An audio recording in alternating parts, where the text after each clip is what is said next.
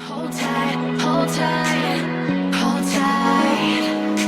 Dripping lights paint the skies, all because of you. Dripping lights paint the skies, only you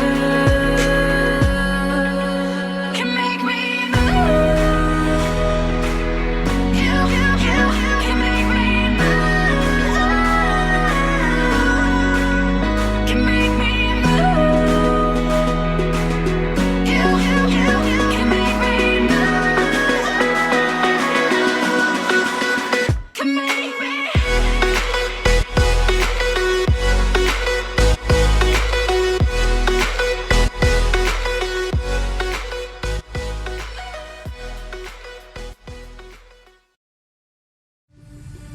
It is a culmination of a year-long league. These are the best of the best our country has to give.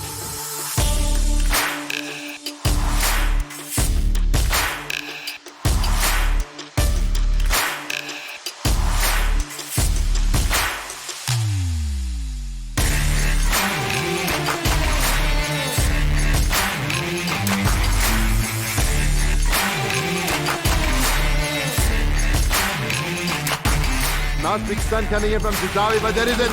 Only one, and that is it. I don't think there's more. And you're grand champions. Look at the glee, look at the joy, and he's finally broken the curse. The shouts of true victory. It's mine. It's mine. It's mine. It's mine. It's mine. It's mine. It's mine. It's mine. Ladies and gentlemen, welcome back. We're going to bring you some more Dota 2 action here. This time around, we're on the big stage. Yep, we've been upgraded. It's actually interesting. We haven't done this in a while. Last couple of events we've done, we've either been in a production studio, even though this place has obviously always existed. We haven't been up here doing this. So it feels a little bit almost like a blast from the past. We used to do this a lot back in the day. So basically what you're saying is that we've been downgraded then. Back to our old position. We've gone back in time. Feels bad, man. We time traveled there. I like that. Anyways, obviously for those of you who are tuning in for the first time or did not catch the first stream or watching the CSGO on the main stage here, we're obviously moving over to Dota 2 now, where we will be broadcasting Glenwood High versus Ligbron. I can't do it. Do it for me? Ligbron. Thank you. There we go. So Snare, you have the requirement to do all the pronunciation of the team's name the entire day. My apologies. I'm truly trying, and I'm going to try my best during the cast as well, but I struggle with the Afrikaans pronunciation. You really are doing your best. I really try. I was practicing before. And they try to make it easier for you because their nickname is Blow Machine, and you're like, that one. But you know. I also want to say I quite like the fact that we're seeing a variation in the team. This is maybe a very strange thing to mention, but obviously doing an event like this where you have these high school sides that are almost trying to forge out a place in esports in an academic environment. Yeah. There's very different looks. I mean, we've seen some individuals who have arrived in casual clothing, some have arrived in full school uniform, and some have team shirts. Some have team shirts, some have rugby jerseys that have been converted into team shirts. It's actually, you get like the entire range, the gamut of everybody else who's dressed up here. And I think it's also, who's going to win? You know? Whoever wins the tournament gets to decide. Is it casual, is it rugby shirts, is it regular sort of esports shirts, or is it school uniforms? Whoever wins actually gets to decide writ large, right, what's actually going to work out. For the rest of the year, the entirety of next year, we need to know how's it going to pan out? Who's the person that's actually going to set the fashion standard for the rest of the year? I like it. But of course, we're having a little bit of lightheartedness about this, but it really is actually fascinating to see that you're getting these different perspectives of how this should be handled from the academic institutions that we, as we mentioned before, are already front runners. What they're doing for these kids, I think, is fantastic, and the fact that they're the first guys. I mean, in many ways, you'll probably look back at events like this and think about how their school won like the first real esports event in an academic environment, and that's some pretty amazing bragging rights, actually. I mean, you know how you know that this is definitely an academic environment? I saw one of the teachers that are here with the school whilst their players are busy playing the game, she's preparing lessons on evolution and biology. Being like, guys, it never ends. Like this right here, you're learning about the game, but there's so much more for you to learn as well. Of course. But is one of the things I think is worth touching on that you've mentioned now is that obviously these teachers running around. We spoke about tipping the hat to the academic institutions, tipping the hat to the likes of VS Gaming for organising such an event. Yeah. But it's also probably worth paying a special applaud to the people on the ground here, so all the production staff, etc. And in an unusual way, one we've never got to do before, and all the teachers and parents that are turning out to support the kids. How fantastic. I mean, how fantastic is that you can legitimately say to your teacher, oh, I'm sorry that some of my homework was late. I was playing Dota. I was practicing for the tournament. Don't you want us to win?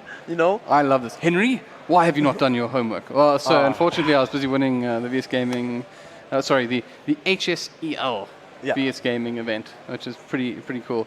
I actually can't get over it. I'm going to spend an entire weekend doing this. I'm sorry to everyone who's watching, but it's fantastic to be in such an environment. Cool. Yeah. Who would have, if I told you at the beginning of the year that we would be sitting here casting at an actual esports venue, school teams, I think you would have called me crazy. If you'd said, school teams, as in they formed at those respective schools that they actually at, they know each other from there, and then from there they formed a team, came up to play in a tournament, that makes more sense, something I could easily believe any day of the week.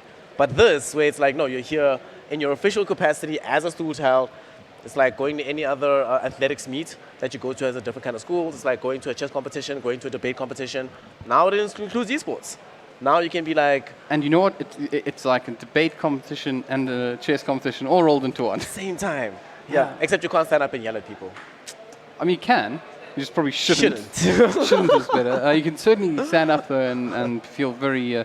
it's amazing actually when you start doing these parallels. We often speak about the differences between traditional sports and esports, but we generally consider it from the perspective of a professional and not what it looks like at a school level. We think about schoolboy rugby, schoolboy cricket, water polo, whatever your preferences, versus what it would look like in an environment like this, where it's like CS:GO and Dota, etc. But it is pretty interesting because when you think about your top soccer players, etc., and the top rugby players, etc., the way that they respond on the field, etc., is actually often very different to the way you would be expected to do so in a school environment. And a very practical example, I don't think I've never thought about this to this point, is that you can't rock up at a rugby match if your hair's not tidy. And think about that in esports. Like now we're going to have tidy hair for the first time in gaming. Maybe we're being a bit too expectant on that one. No, we'll wait. Give that one a little bit of time. But still, you actually make the good point that actually having to be kempt, having to be clean, having to have eaten, making sure that you're actually, taking care of your health is now going to be a requirement for a lot of these kids. And that's not something that you generally get. Normally, you just shove those kids in a corner, let them play, get good. I think it's fantastic. And of course, this was happening anyways. It's now just... a lot of these players would have been playing on their weekends because they enjoy gaming and they want to do it. And now we're actually trying to, not only will it be a case, we're supporting them in achieving their ambitions and goals in a very real and important aspect of life, as in, your sporting ventures, in this case, your e-sporting ventures. Yes. We're also teaching you, just like how you do in sports, how to maintain your life alongside it, etc. I think a lot of time, we talk about things like video game addiction does exist, but it's exactly the same as anything else. Anything in moderation is fantastic. Yeah. And in this case here, we can almost coach that at a young age. Get it into their minds early, indoctrinate them while there's still time.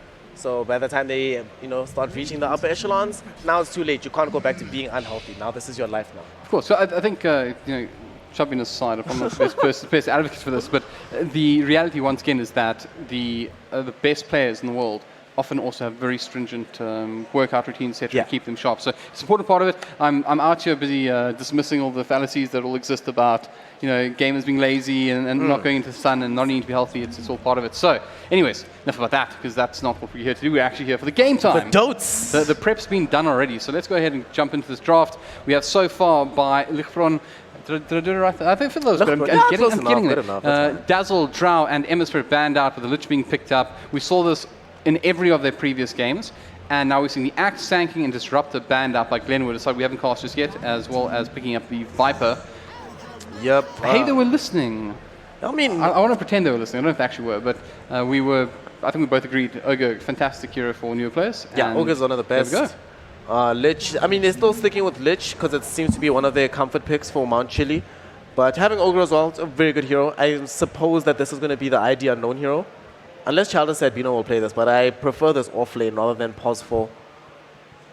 At the same time, when was the last time you saw Viper? I haven't seen Viper in so long, and I've been very saddened by it. You know how I feel about this hero. A close connection to my heart. We haven't seen Glenwood play today on the main stage or on the side stream, so we don't actually know what we're expecting. There's going to be like sort of a black box for both of us. I did see one of the players practicing his mid Viper, so not really a surprise to see them picking this up. But it's not, neither of these heroes are that difficult to play, right? Between the Viper and the Lina. Lina, you just have to be able to land the LSA stun. But otherwise, the damage is pretty easy. There's nothing that's going to be like, if I miss the spell, it's completely ruined the game. So, like you're saying, make it as easy as possible for yourself, especially when you're more new to the game. You haven't spent the hundreds of thousands of hours playing. You just wouldn't have had the time, right? So, pick things that don't require that much time for you to be able to win with. All right, Weaver banned out here by Glenwood. Let's see what they followed it up with. It's interesting, we've seen quite a few Weaver bans, actually. Yeah. Do you think there's a reason for that you can identify? I guess just annoying to play against. It's just like, it's not nice to have to always buy dust, have to always be buying sentries. So I suppose they're probably just thinking about it in the sense of, let's make the game as easy for ourselves as humanly possible. We might actually see a Void being banned out as well, if it's the case that you're banning heroes like Weaver. But I think Weaver's just probably somebody that also had just a bad experience and is like, never again, we're not going to allow this. Remember that time? Fair enough. I think what we also have noticed is that these sides are not quite as consistent about carrying detection on them. So I'm guessing the heroes like Weaver, which are almost, I guess, have the gamble of theoretically killing them without reveal, is more. I imagine we see like a Ricky, they would all have reveal. But with these heroes that go invisible all the time, consistently, but short durations, they probably just don't like dealing with it. But it's actually going to be interesting to see how this progresses, because I think one of the biggest differences between particularly pub play, which I guess we're trying to value where this lives, and like in the line of, is it close to public Dota, or if it's close to like full-on competitive Dota, is one of the big things is item usage and selection, and of course like how you manage that economy amongst your supports, where you're having to get a whole bunch of support items out, a lot of dust, etc. And of course just the maturity, where you find that the difference between a pub player and a competitive player is often that cores will buy those revealing items, because especially when they're initiators, they have to be on top of you. You can't rely on your supports all the time. So, hey, there's your first tip of the game. I mean, always, you'd rather spend the money to get the kill rather than say, well, it wasn't my job to have spent this money, and then as a result, you don't get the kill. Especially when you think about the heroes, say, like Mag, who's got the ability to jump onto somebody. A perfect example, potentially core, this could also be sport, but potentially a core that you would really want to have reveal on your character. I mean, we're talking about this. It's actually interesting how this goes, because there's not even any Viz heroes on the deck just yet. Maybe Viper wants to get a Shadow Blade, maybe Lina. Actually, everyone in Glenwood might consider a Shadow Blade at some point. Except Tiny. Tiny will just buy Blink. I can get Shadow Blade. It's not that bad. So much money. Blink and Shadow Blade. You buy like Echo Saber, then you're fine. And you're just that first hit is. I agree with you, by the way, but it's within the realm of reason. Oh, it could possibly happen. Especially as like a follow-up item later on. You can go like 6th item Shadow Blade, where you're like, whatever. This will be an easier mode of initiation. This is actually very peculiar. I haven't seen Lifestealer with Magnus in quite some time. This does kind of mean that they're locked into picking this Magnus in the off lane, I guess, because they're going to need the levels for the Empower. I actually don't see why not, though, especially with the team they're playing against. Firstly, I think Lifestealer is the bane of Tiny's existence, because he can rage mid-Avalanche. So you have to always start with the toss combination. And although that makes sense when you have a Blink Dagger, it's a lot harder said than done, because often in just outright play, you want to stun somebody in the middle of a fight, and you can immediately just rage through it when one of the ticks. So that's pretty significant there. So I'm not opposed to that pick at all. Well, the raise is also a fantastic response, but I like the fact that Magnus turns Lifestealer into a much larger threat. He's A, the delivery service, and B, the Empower obviously means that when he does get off a big RP, he's dealing damage to everybody at the time. And because Lifestealer is going to be the one that probably buys Radiance this game, even if you go S and Y, that plus the Rads does make sure that you get a ton of damage out quickly before the rest of the team is able to respond, and which helps a lot, right? Because the first two heroes that they picked between the Lich and the Ogre don't really have that much damage themselves, rely a lot more on just enabling the rest of the team. I mean, it's going to also be pretty cool, right? Because you have Frost Shield on the Magnus as he jumps in, so there's already bonus damage coming through. RP in general, you want to be catching multiple heroes anyway, so Lich, Chain Frost, well, if we get to see it. Let's hope, they had a little bit of a chat about when to use it as a team, and we'll see more of it. And I really, really like this Razor. Razor's, I'm glad that there's a Razor and a Viper in the same game. Very exciting. I'm actually curious about that, because I think in many ways these two heroes perform the same role. Yeah, they basically do. I think they're going to be forced in this situation to put like this Viper. No, the Razor can go off lane, the Viper can go mid, the Tiny and Lina will be the support duo. Then they need to get something which hard carries the game. But I also feel like they're lacking a bit of control in the team fights. Like they do have the disable from both the Tiny and the Lina, but in comparison, you're walking into Chain Frost. Obviously, the Sun's coming from the Ogre Magi RP. There's a lack of BKB piercing tail. They do have kiting from. Well, I guess I kind of answer that to a degree. I'm okay with it. I'm not entirely satisfied with it, but it is a way to interrupt the team fight to some degree. I'm not sure exactly how I feel about. You see, to me, it's the fact that because Viper and Razor give you a very similar kit, that I feel like you're missing a checkbox on your draft. Yeah, doesn't so I don't feel like there was one hero that solved this problem. Yeah, honestly, it also feels like they just don't have team fight right now with this last pick silencer. They've got good spells for the things that might happen in the engagement of the team fight, but nothing which ties it all together. With the silencer pick, honestly, I would prefer silencer went safe lane. But I think they're going to be forced into a situation where they put Silencer, support, Tiny in the off lane, Razor safe lane, and Viper mid. Just doesn't feel... They feel a bit too squishy across the board, where Tiny's the only one that feels relatively tanky, but they die fairly easily. They don't deal out that much damage themselves. Taking long extended team fights won't really be an option. You can catch Lifestealer out before he rages, so I suppose now in this game, the Lifestealer will be more encouraged to go for the Manta Bolts just to be able to get out of the global silence. I just realized as well is that, I think I knew the perfect hero now that could have solved this issue. Yeah. It was actually Faceless Void. It's BKB piercing disable, gives you control of your team fight, works beautifully with Tiny and Razor for that matter. It's actually would have been fantastic. Oh, the Broodmother coming out. Okay. Now this is interesting. I got to point out as well, they actually do have answers. They have the answer in the form of the Tiny as well as some of the damage that can come out from the Lina. But that is a very interesting pickup here. Broodmother, obviously a very high skill cap hero, and a fifth pick, it's an extraordinary fifth pick as well. Ubik obviously was playing mid, so we expect that is exactly what's going to happen. Yeah. And to be perfectly honest with you, one of the heroes that does deal very well with all of the potential mids that they have for Glenwood. Yeah, it's going to be a very strong lane, I think, for this Brood. As the game starts to go later, Silencer can do nothing against this Broodmother. Viper doesn't do anything. The Lina is going to have her luck cut out for her, especially if Broodmother picks up a BKB, just runs at you. The only person that has any kind of way to deal with the Broodmother as the game goes later is the Razor, just because you steal away all of her damage. But even then, it's not a guarantee. You need a BKB yourself. I guess the problem as well is that he still gets so much damage from his Spiderlings. I also somewhat feel that since there's no likes of Earthshakers or like super hard counters, I think the Tiny does in fact work quite well, but it doesn't almost turn the Spiderlings on you. So I could imagine that something like a Spiderling build here could be totally feasible. Yeah. And obviously you got to deal with the Tiny to just play around it. But overall, I think it's another really good draft coming out from this event, I want to say, because I think that the draft's almost empowered onto the other side previously, when Glenwood played against, when Ligbron played against Grey. But I think that this time around, it feels like they've learned some lessons. I like the fact that they have a far better support in the form of the ID Unknown Ogre. They actually did end up putting this Magnus support. I like this. It seems like Childish said Bino is going to be one of those players that plays these sort of beefier offlane or support heroes. So he played Pangolier earlier today. Then what did he play game 2? Wasn't Rasta, wasn't the Lich. I don't know, but whatever it was like something within this vein. So it seems like this is the kind of thing that he just does. Things that are these melee strength heroes. This game, he will make sure that Spirit Breaker. Sorry, I was going to bother you. It was Spirit Breaker, Yeah, yes. Spirit Breaker. So this game, give him power towards the Ogre. Ogre already has a lot of ways to sustain himself in the lane, already pressures it pretty hard, already does a lot of damage in the lane itself. And now that plus some power means that Ogre can actually farm, which is a fair change to be making towards how they're going to be approaching the game, but definitely going to make a difference in the grand scheme of things. Are there any item selections so far that you find of interest that are worth going over whilst we're in the actually, early stages?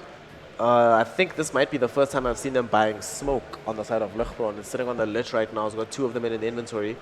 So that's pretty nice. Everything else seems fairly... I don't know why he has 2 though. But everything else seems fairly standard. Yep. That is, I feel like he's uncertain on what exactly he's buying. Because in this lane's already coming out. He's got the 2 smokes. He's giving away I think they're teaching him how to give the...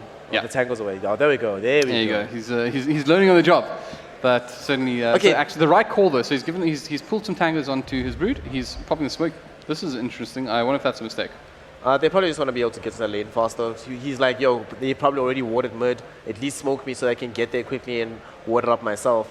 This is interesting though. Tiny just has gloves of haste and a set of tangos. I don't think I've ever in my life actually seen this as an opening item build for a Tiny. So let's do our thing here. Be fair to apply some constructive criticism into this one. So the reason that we, I guess, both would share a bit of concern with this is that you'll notice over here, Tiny, very low armor at the moment, 0 to speak of. Yeah. Which means that in the game of Dota, you work in percentages, a lot of numbers game, so math teachers can be very happy. But basically speaking, as your armor increases, your physical resistance increases as well. And that's just this damage over here that you see, this number 77 that he dishes out. And you want to reduce that quite significantly because without armor, it really is a notable difference. You'll notice from Lena, for example, she's sitting at 4 armor at the moment, which gives her a physical resist of already 21%. Yeah. So significantly less damage. So if you take a look at these two characters, one actually has an effective HP that is much greater than the other. And accordingly, this build is a bit concerning. Why, though? Well, because generally speaking, you'd want to get some kind of items that help you reduce the damage that you take early on with your low base armor, something like a Star Shield, even the Ring of Protection, and of course, tons of regen, so that you can survive through that damage. So if the boys from Glenwood are watching this, Maniac, good advice for you, sir. Get some more regen in the starting phases, as well as getting some additional protective items. I think he might actually be planning on picking up a Star Shield or something from Sidelines. He does have a little bit of cash extra, but that even that, there could be so much aggression coming out into this lane early on. I don't think they've noticed just yet that this is the case. Otherwise, this Ogre would have a field there. Yeah, Ogre is now going to start a little bit going forward aggressively in the lane itself. I'm not sure who's actually farming here, if it's going to be this Lina or Maniac, because the other guy that games did end up picking up an Observer Ward back in the stash, and Maniac Nasty is the one that's sitting with the Gloves of Haste. I don't know, we'll see. Right now, they're just trading hits in the meantime. I do see a ward, by the way, on the Lina, so I assume that's the designated that should be player. support. I But also feel like it's better. yeah, Lina support I think is definitely better than having Tiny support. Tiny feels like one of those heroes that definitely does need items. He needs progression in the game, needs levels as well. Him just sitting back and not really getting anything out of it except for CS every now and then doesn't really feel like it's a worthwhile usage of the hero. He has a lot to offer when he does have levels and items, so just give those to him and he should be okay. Let's take a look at mid lane for a moment. So Razor, probably one of the better heroes, as we mentioned, to deal with the Brood. Not a direct counter, as mentioned. He can still do a lot of work with those Spiderlings. It doesn't have any app at the moment, but we'll start making his way to it. Just got to make sure that the micro is good. Interesting enough, you'll notice that he's opted to create this area of web, which means he can run straight in here and do some farming when he's ready. Yep. Just escalate his farm over the Razor. But right now, Razor is doing pretty good, actually. He's putting out a fair amount of damage. Already popped out the soul, so although his CS is struggling, he's at least getting some damage out and still has 3 Fangos. Bottom lane, we have this Viper and Silence combo. That is actually, it's really toxic. Yeah, this is not going to be fun. I just say, like, you don't die, but you're just like, really, dude, really? Nether Toxin plus Arcane Curse all the time? Fortunately for the side of Ligbron, they are playing with the Lifestealer as their primary carry, so he doesn't really care. This is one of the few lanes that is not going to be really highly impacted by this kind of thing, but that kind of feels bad, right? Doesn't it suck whenever you pick like a super toxic lane, then the enemy picks the one hero that sort of doesn't really care about that lane, and you're like, oh, well, this kind of sucks. We wanted to put in so much effort for this. Fair enough. I'm so desperately interested to know what the comms are like with these sides. I was just thinking to myself, imagine the politeness. No, I can just imagine Strax now. Mount Chili, would you be so kind as to please harass the opponent? Please hurt him. He looks like he's not being hurt. Hurt him more, please. Like, thanks, guys. And we're actually not making fun of them. We're actually, just for the record, it's been fantastic to see how well-mannered all these young men are. So it's been very pleasant dealing with them in the times we have. Yeah, no one's yelled at each other yet. Yeah, never change. Never change. So Ubik is doing what you're expecting now, farming the side camp using this Broodmother. One of the benefits of being able to play any of these heroes that can farm jungle quite easily, Templar Assassin, Shadow Feed, Wind Ranger, Broodmother, etc. If you're playing on Radiant side in the mid lane, super easy to be able to get yourself the farm from the side camps. Not really going to use it for anything else except for spawning some new Spiderlings to pressure the lane, but doesn't really need to, right? It does feel like right now Ligbron are doing decently enough in all of the lanes. They're doing really well mid. Really, really well mid. Wow, okay, I wasn't looking at those numbers. Good grief. Actually, it's everywhere. All right, so they're just content writ large with how the laning phase is going overall. The certainly is a problem. There are some catch-up mechanics. They obviously have a lot of heroes that do farm very well. The likes of the Lean and the Tiny obviously can really escalate their farm once they have additional levels. But this is certainly a concern because, I mean, the Raze is sitting at 10 versus Ubix 27. So Killer Wabbit is... he's got to find some additional farm there. He will get a couple of extra spiderlings. He does have that level in Unstable Current, so that will pick up some additional farm, but they aren't worth much. Yeah, top lane, we see a shockwave come out from the Magnus. I think that this is the one I'm scared of the most, right? It's one thing if you're losing your mid lane with the Razor, it is what it is. Or they actually kill Silencer at bottom. But the fact that they're losing this top lane, let's consider that this is the Tiny that's the one that's farming up in this lane. So that means that this hero who doesn't really progress that quickly before having the Echo Saber is going to have a really poor and turret start. And overall, oh, this was actually nice. Remember earlier when we were watching them play, Ligbron barely collected any bounty runes. This time around, they're the ones on the mark at the 5-minute point looking for the bounties. So having made some progression already, some adjustments from their earlier series. So they get 3. They got They got 4. Yeah, oh wow, that is actually crazy good. Top lane, Maniac will manage to buy himself a little bit of time, but certainly once again, one of the things for these players to note, you really got to make sure you get those bounty runes. It is an enormous amount of money and it adds up real fast. So they giving away 4 of them, certainly problematic. I did see Maniac actually hit down this. He was keeping eyes on knows that they exist and should go get them, but certainly not as fast on the mark. Yeah, unfortunately not able to close the gap in time. Still trying his level best as the Tiny. Get level 4, get some more farm. Can finish off the power trays almost, but still, all you have is this Gloves of Haste. And we're kind of starting to see the issue with this. On the other side, they are just doing the most. And Childish said, Bino, looks like he's actually going to be the one playing offlane in this game. He's the one farming on this Magnus. Is this Yule Scepter that he's top farming? lane, they may finally kill the leader and do. Nice. Unfortunately, Maniac did have Avalanche, but I'm guessing doing a little bit of shopping, not quite aware of what was happening in this lane, so did not cover stun with the Avalanche. Yeah, I was way too far away, next to the tier 1 tower, standing still at the time, like you mentioned, probably in his inventory, just buying something in the shop, queuing up a new item. And that is the case, he was actually buying a Morbid Mask that he's going to have sent out on the courier. Now, that is an interesting decision. I would definitely have preferred power trays right now. I'm not sure at all where his plan is to go with this. Obviously, Tiny does have a very high attack damage, so he technically lifesteals quite a bit, but he also has a very low attack speed. So although each individual hit will certainly heal him for quite a large number, he's not getting a huge amount out of it. And even if he's bottom lane, I think Drostar's dead. They're going to find another kill onto this Silencer. They do finish off the job. Lunar Eclipse is also staying his ground at the moment, and this certainly will not work out from Rage comes out from Surax, and although I'm actually not really too interested in it, I think he's able just to run him down if he really wants. It does have the phase boots available in a couple of seconds. No, opted against it. Oh my god. I think he probably had that Surax. Maybe being a little bit kind to his opponents in this regard. But you see, yeah, okay, that was definitely too kind. You would definitely For top lane, Glenn will, once again, this time they do connect with both the stuns. A lot of damage comes out of their side, but Maniac and the other guy, the game's unable to finish the job. A lot of damage did come out to Childish. Interestingly, he's picked up a soft wizardry, so may be going for an early full staff. Yeah, either 4-staff or Yules. This game, I guess 4-staff is acceptable. But I think he wants the Yule Scepter primarily to deal with the global silence, so that once that global does come out, doesn't have to worry about it himself.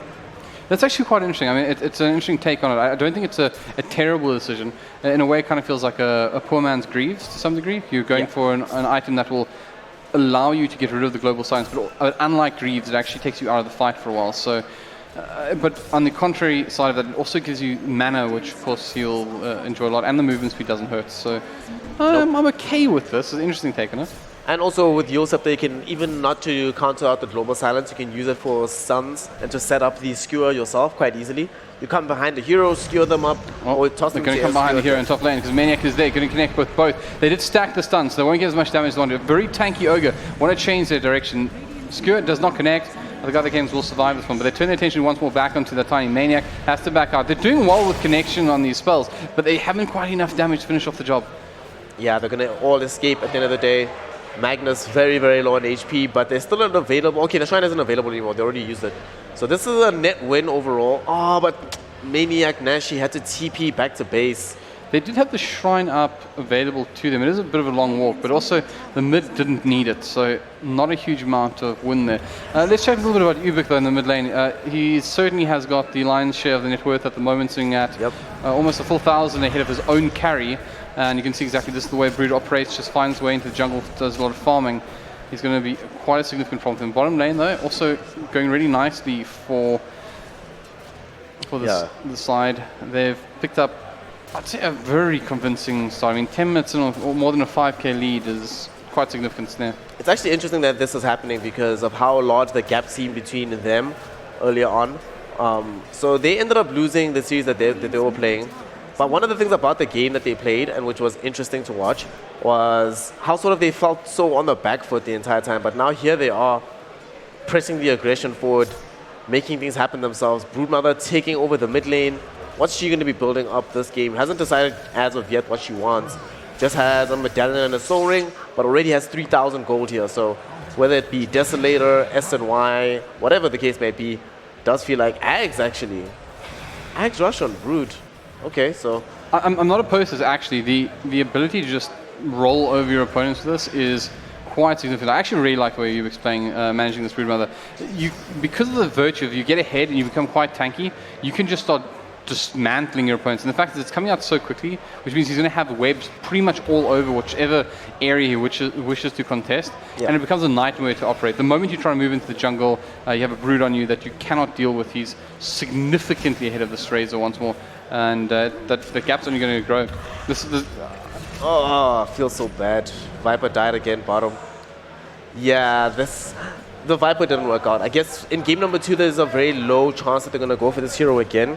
I kind of feel like they had an idea of how they wanted to play it, but just doesn't seem to be working in the actual game itself. It's certainly a case of an attempt to generate a interesting smoke coming out from Montreal again. I'm curious if that's intentional or not. So mid lane, yes it is. Ubik picks up another kill on the Razor. So this is where Brood gets really scary. He hasn't committed to that Ags yet, but he will have enough money very, very soon. It's interesting that he has picked up no pieces of it as well. So normally, even if you just pick up like the Vitality booster, there you go, he's now farming it. Just having the likes of the Vitality boost obviously just makes you that little bit harder to kill, that little bit of extra mana to kill someone, and already picking up the mid tower. You can just start creating a railroad really down mid. You can see the courier's already flying out. That's probably going to go to Secret Shop next. And then you can literally just generate an entire line of webbing around here and already start pressuring this tier 3, which will be a mass from bottom lane to pick up another. So something else weird just happened. So I'm looking at Tiny's item build right now, and he's still trying to wait for another item to complete ahead of starting off with the Gloves of Haste and the Morbid Mask. There is not going to be any possibility of them getting any real kills on the map right now unless they decide to smoke towards where Ligbron is. But they do have level 6 on the Lina. So they have some additional burst damage available, and Ubik going ham mid lane, killing the Razor again. And that was behind this tier 2 as well. This is very hard for new players to deal with. A Broodmother just spirals completely out of control. You can totally ruin a game for all of your opposition by running an effective Brood. Now, once again, I'm going to zoom out so you can all take a look at this. The Agnum Setter effect allows him to create many webs on the field of play. Many. A complete ability to roam wherever he likes. He does not, you'll no longer have to path the same way a regular hero does, which means you can go up and down cliffs, as you can see here, without having to walk around them. And this path is opening once again. The section of farm to him available very deep in. And what you'll often see Brutes do is they pick off this tier 2 tower and then actually set up onto this tier 3 as well and just keep harassing it. There's no ways for the Lightning Revenant to actually deal with it. So Razor's going to have to really call in reinforcements if they don't want to lose the tier 3 early and potentially even Rax early on. Speaking of, Razor sitting in the jungle right now, double Wraith Band in the inventory, he's trying to finish off power trades, has enough money to make that happen, but they are really struggling economy-wise. This Broodmother is more than doubling up the Razor, and it's not like the Lifestealer isn't just having the game of his life right now. Surax has just found himself a 6th kill this game. Hand of Midas just back. Go use the Midas, go use the Midas! That's if he listens. I think he's doing it. I think he's listening to you. Okay. Interesting, he picked one of the smaller creeps. Didn't go for the experience. Went for the money. They always go for the money. I feel like he's already level 10 though. At 14 minutes, he's like, I probably don't need the additional experience. Let me get this guap. Closer and closer towards the Radiance we go. And they're going to have a really hard time dealing with the Radiance when it does come out, because they don't have any... Like, their magical damage is really struggling right now. And this Razor, they're going to need him a lot with the Static Link to somewhat deal with the Broodmother, but that just can't be done if Razor has no items and if Razor's missing every other attack that he's actually sending out. I feel like he just goes for a Deso now, right? So he gets a Des later, marches down mid, and just totally starts threatening those buildings. I don't think they have any viable response to him at this point. He's so much stronger than any of his opponents. I mean, it takes the top 3 network from Glenwood to actually contest the financial gain he's already found. Yeah. And you can see he's setting up again onto this side. So he's even shutting this area down here for the Razor. So farmed right now is most of Ligbron, 11k gold lead that they have. So like Childish said, Bino, we really wanted to find RP. Yeah, Maniac's been caught out here as well.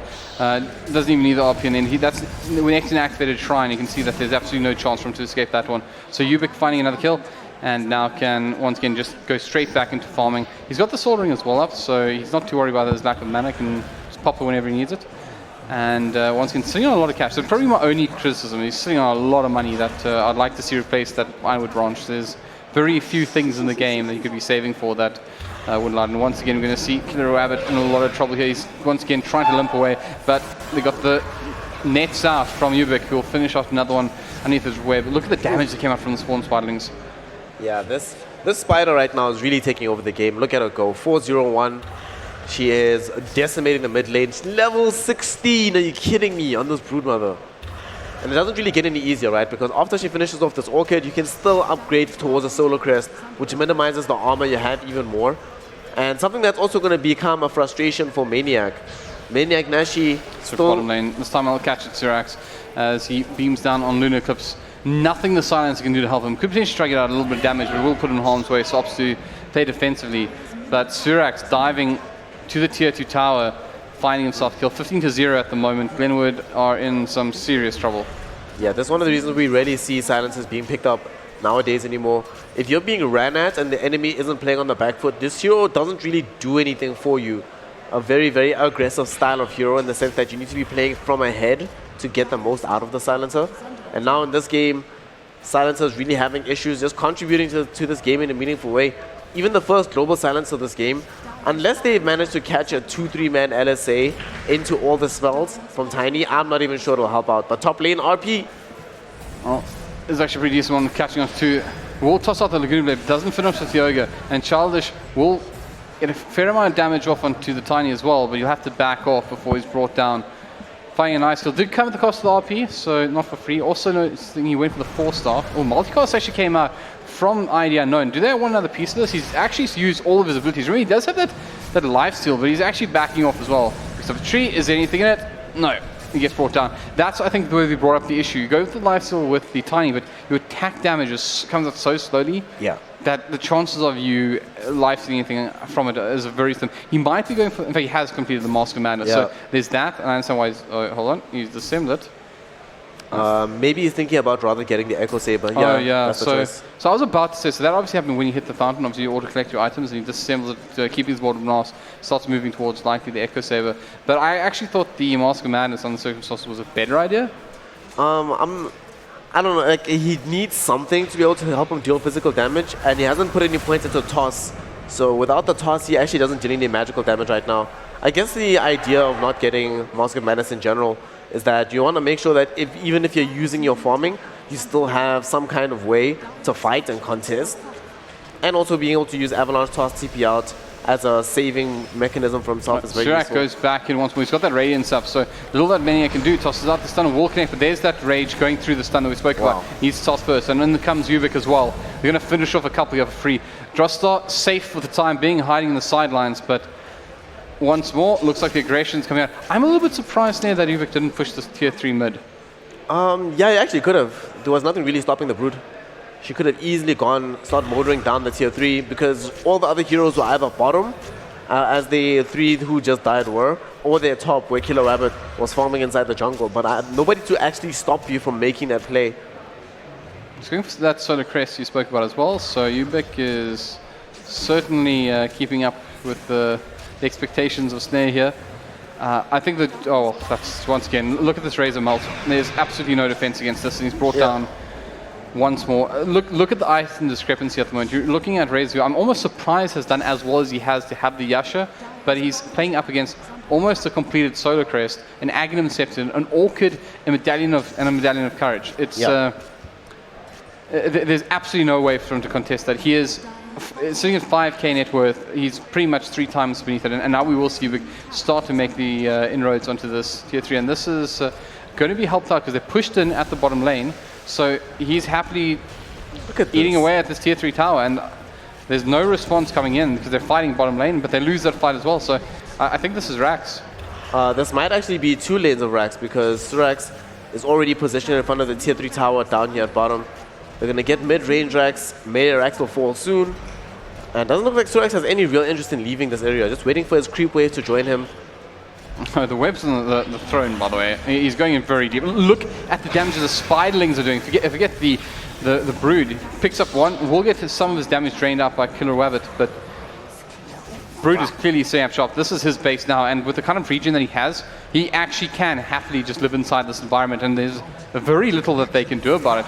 Ubik, whenever he wants to fight, he can just keep going. He can set up even more webs deeper in. He's going to charge in once again against his opposite number. Does he have another web for it? Yes, he does. Going to bring down the Razor again, and I don't even know how Lunaclip gets back to his fountain. This is pretty devastating. This is kind of insane, right? When you're being chased away from your own fountain by this Broodmother inside of your base, you cannot have any kind of movement on your side of the map. It is kind of ridiculous right now. This is, whenever there's a Broodmother that's picked and is doing really well, and she's peaking at about 20-21 minutes doing these kind of things, the game feels relatively impossible to do anything about. The Solar Crest is actually finished. She's got another 5,000 gold at least in the bank, just waiting there, chilling. I mean, when your biggest criticism of a player is that they've got too much money, that's pretty crazy. Silence comes up, that's not going to stop the Root at all. Dodges around the tiny Avalanche, but this is now a case of them just pretty much having some fun with their opponents, and you can see there's no way out of this. Once more, Ubik on the front line, they're going to bring down his opposite number, they're going to bring down the Raze. Well, that's 5-0, 30-1, so they have found a kill somewhere, but I think this is totally acceptable to GG out of this one at any stage. Yeah, you can GG out of this one. You're 33k gold behind at this point. And this is not the kind of game that's even fun to lose, right? Because there's not really that much you can do to counteract what's happening to you. Unless you're going to be making use of the Global Silence in tandem with huge LSA, big Avalanche toss down, you're kind of just stuck into this slow, lumbering loss. Oh, and Brood picking up a full BKB as well as that Solar Crest, so it doesn't have, I believe, where is your... Right next to the fountain. This is kind of crazy. Where's his ultimate orb? The ultimate orb, oh, it might be on the courier. Yeah, it is on the courier. Okay. Oh no, it's not. This is a plate mail. Where is the ultimate orb? That's actually a good point. Thinking maybe made a bit of a mistake, and they got off a really decent stun coming out here. Surax on the front lines, he wants a piece as well. A lot of damage coming out. Oh, there's an ultimate coming from the Lich. That's exactly how you want them to be cast. Last game we didn't get the best ones off, but this time around, it's going to do a lot of work. And there's your man, Lanchili. Wow, that was actually pretty nice. You know what ended up happening there? Actually, I saw what happened with the Broodmother. She decided that she didn't want to buy the full Solar Crest and wanted to upgrade to BTs instead. So got boots of travel, went back to base, comes back into the fight almost immediately afterwards. And then Ligbron played actually really well this time around. I think this kind of draft really suits them, this more run-at-you style of Dota. And they ran at them very successfully for most of this game. 35-2. They actually had more than a kill a minute. No, it's a very, very commanding win. I don't think I've actually seen such a devastating game. It was pretty crazy. Yeah. It was pretty crazy. That was very convincing. I do want to go back with it and just bear in mind that obviously you can tell by the itemization that some of these players are having that this is all very new to them. They're coming along, and this is not your final form. I want to almost guarantee it. Yeah. This can be a little bit difficult, but I think in the strange way is that these kind of losses also teach you something out about esports and how to deal with both victories and losses. Obviously, you want to be in a position here when you Ligbron is that you're very humble in victory. You treat your opponents with a great deal of respect, and of course, for Glenwood, it is a case of sometimes you learn, sometimes you win, and sometimes you learn, and they must be learning a lot. And I really do hope that they go ahead and watch some of these replays, because I think a lot of the insight that I think we'll try to focus on going to this next game, I think is probably the fairest way to address this next matchup, is to give some constructive criticism of where things can improve. Yeah. And I think one of the big things for you guys to consider, assuming you watch this, is your itemization in a very big way.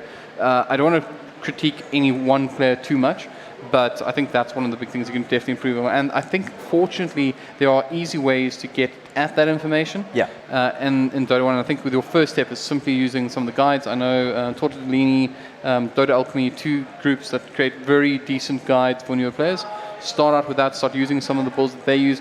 Try to understand why they do it. I know a lot of the guides have descriptions on why you build your hero in a certain way, why you buy certain items you build. That's a great place to start when you're coming into this. Yeah, no, definitely. There are available resources that are there within the Dota 2 ecosystem. It's one of those games where you don't have to you have to reinvent the wheel from scratch. Yeah. There's a reason why people do things a particular way. There's a reason why the meta exists. There's a reason why items are bought in the fashion that they're bought. It's not definitive at the end of the day. It's not the only thing you should be doing, but it helps and deepens your understanding of the game. And the more you understand Dota, the better you are able to play it. Dota is one of those games that really rewards good ideas. So if you can come up with a really good idea within Dota, you will, for the most part, get rewarded quite nicely for it with victory. I think as well, probably some of the real positives you can take out of this one, I really like the fact that the draft itself, there's definitely, there's a method behind it.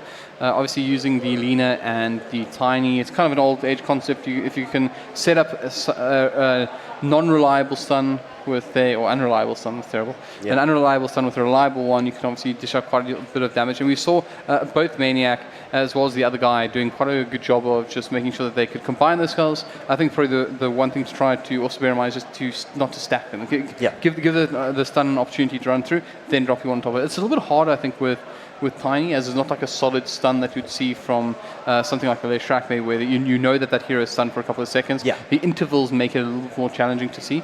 But regardless, that worked out for them quite nice. We saw them able to dish out quite a bit of damage. I also like the fact that they tried to combine Viper with Silencer. It's obviously the harassment that you can get out in the lane is very, very strong. Caused quite a difficult laning phase for many heroes. Yeah. The problem wasn't those 2 heroes. It wasn't those 2 heroes that were in the game. And, maybe they could have done without the Razor as well if they had to have picked the Viper. It is what it is, pick the Viper, but, you need to be able to get something else. But at the end of the day, I do think that one positive aspect that they really need to be happy-ish about, they'll obviously have to think very deeply about it, but you tried an idea, it didn't work out. When you were trying your idea, the reasons why it didn't work out wasn't necessarily just because the idea was bad, but the enemy just kind of outplayed you. It could have gone a lot worse, but it didn't end up going in that direction. And you win this game as Ligbron going into game 2. Earlier on, we saw that Ligbron, how they went down 2-0 in the previous series, but they kept getting better throughout the series itself, and obviously they're way better than they were in their first game earlier today. Let's hope that the same thing happens for Glenwood as well. I think it says a lot about how good Grey are as well. But I mean, we said it in the very first game that you improve game by game. There's no doubt in my mind that Glenwood are superior Dota team coming into this next matchup than they were in the first one. So don't get disheartened. Keep working at it, and you'll get better results. And here's the thing as well, I think you learn so much from this experience as well. I think there's so much you can take out of this particular game. Yeah. I would say probably more so in the first 10 minutes. It did get out of control, but the first 10 minutes you can see so many things here. I mean, I think about the rune control, making sure you pick up your bounties, that's very important. Itemization, and of course just the structures of your lanes and how you string them up. So a lot to learn from, a lot they can still gain, and hopefully the next matchup will show just how quickly these guys can. They are students after all. I just want a longer game next time around. I want to see, they are students like you say, so let's see the lessons put into practice. This was just paper 1. It's chill. Now we're going to go down to Dota paper 2. Great. Well, I think we're waiting for the size just to reconvene, take a moment. Obviously, I think probably the best thing they can learn out of here is being in these booths, and I think only fair we give them the time to enjoy it. So we will be taking a quick break. We'll be back soon. Once again, shout out to VS Gaming as well as all the schools involved in this event. It's pretty fantastic, and I think that for both these 2 sides, an opportunity to play in these booths that the best players in South Africa have played in fact, throughout the year, across multiple disciplines. The fact that they get to share this kind of environment, see what it's like being broadcast to a live stream, having actual live audience, playing in the booths. That's a fantastic opportunity. So big shout out to all the schools that had the foresight and the I'd say the good mentality about what's happening in the future. Yeah. I think if you send your kids to these kind of schools that are arriving here, whether or not you're involved in esports, you're making the right call. Probably made the right call. Yeah. Anyways, we'll take a quick break. Thanks very much. We'll see you soon.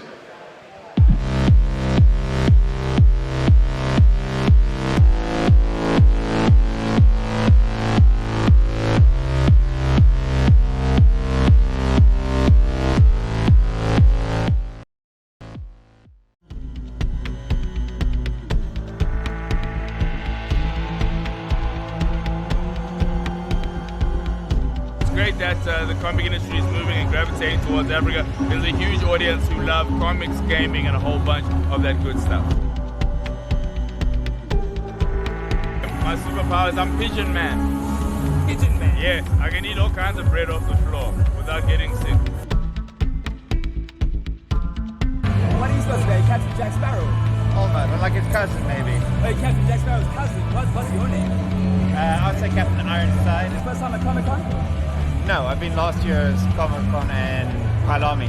And you're doing the cosplay, huh? Yeah. First time at Comic-Con? No, actually, we're regulars at all the Rage events and Icon events. This is my second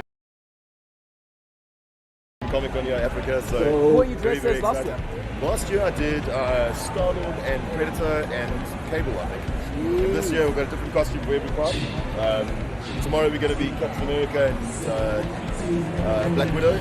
So you guys planned this out? Things, yeah. My one that I'm entering is going to be Predator this year. Hopefully I can place or do something right. So it's a lot of fun. It's like a culture for us as well. It's a lifestyle.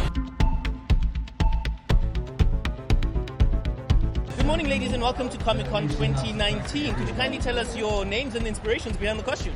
Janine, Janita. We love the Handmaid's Tale. Is it? So we decided to go with this. We don't think anyone would come dressed as the first outfit we made. She actually made it. Maybe. Is this your guys' first Comic-Con? Second. Second. Yeah. Last year I came as Loki, today I'm obviously. So you know who I am. Awesome. So looking forward to everything, got to buy a lot of merch, just looking forward to the cosplay. Awesome stuff. What's your best attraction today? Oh, everything is an experience, so looking forward to everything, nothing specific.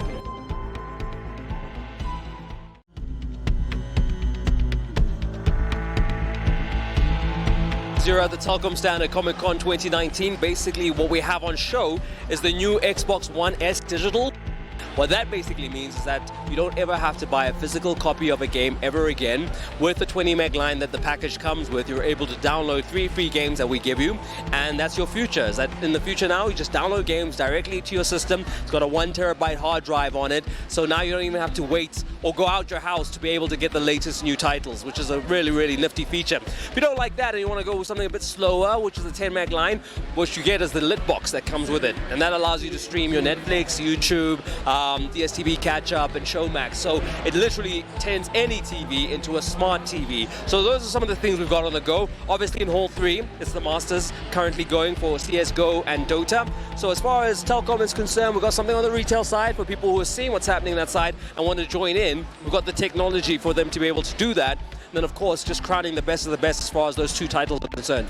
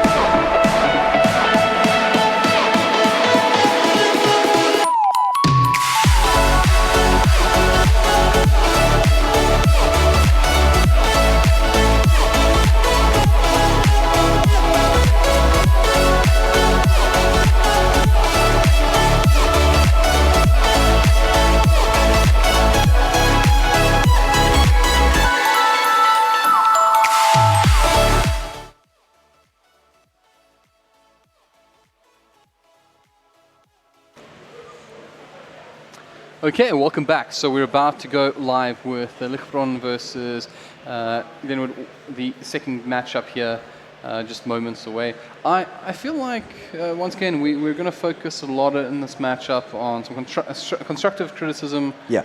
And I also want to just take a moment to say, for those of you who watch, they may not be familiar to esports, it's a little bit different to traditional shout or commentating. We will often say things about the sides that may sound a little bit negative to the untrained ear. Not the intention to insult or anything like that. It's just about, I'd say just dramatization or something. It's a little bit about the nature of what we speak about. Just bear in mind, we're talking about magic and sorcery and that kind of thing, not about your traditional like passing the ball, etc. So just want to say, if anyone does watch these kind of broadcasts and feels we're being a little bit mean or anything, promise you that we don't want to be. And in fact, one of the big reasons that we've opted in a game we expect to be quite one-sided, really to focus on what constructive criticism we can give to these players. As I think, once again, the biggest thing about this is learning, and I think the fact that they're getting an opportunity to be in this environment and learn and play with some individuals who obviously had some more time, more practice, will really work out really well for in the long run. Dota is one of those weird games where time does really have a huge impact and huge effect on what you're able to actually do in the game. You just have more experience, you understand more about what's good in what situation, why you should be doing particular things versus why you shouldn't be doing other things. So I guess one of the differences as well with traditional sports, right, I think to esports more broadly, is that within traditional sports, very often the commentators wouldn't be able to play the game out and win the game to save their own lives if need be. Whereas that's not necessarily true in this case, right? There's very rarely will you say to do something that you yourself would never do, that you yourself think is bad, or that you yourself are actually writ large incapable of doing if it really came down to it. So it's one of those things where you need to be able to make use of all the tools that are available to you. One of those tools is the experience and knowledge of other people, where you don't necessarily have to gain it yourself. Like I was saying in the last game, you don't have to reinvent the wheel. Figure out how the wheel was built, learn about that, and then build from there. After you know that, you can build train tracks, you can build shuttles, you can build anything. Keep building. I really like that analogy, and I think a fair point as well. Just to, I think we got moved off the lobby, which is right. Some problem. Let's see if we can get back in there. Sorry, I apologize. But a very fair point as well. I think the fact that there is this this position where everyone that you engage with here has something of value to teach a younger student. Obviously, Snare, you mentioned it, that you wouldn't tell people something that you wouldn't do yourself, that you don't do yourself, etc. Obviously, a little bit of feedback, because we've both been around for a really long time, both played in very competitive sides in our time. So this information that we're passing on, it's tried and tested in every regard, and we're not the best at it. There's a reason we're up here these days. But most certainly we've at stages in life been the best at it. I mean, also we want to make sure that these kids don't follow our route. Be better than us. You're bad now. You can get better. Don't be bad like us forever. Hey, speak for yourself, man. I've won this thing before. Anyways, jokes aside.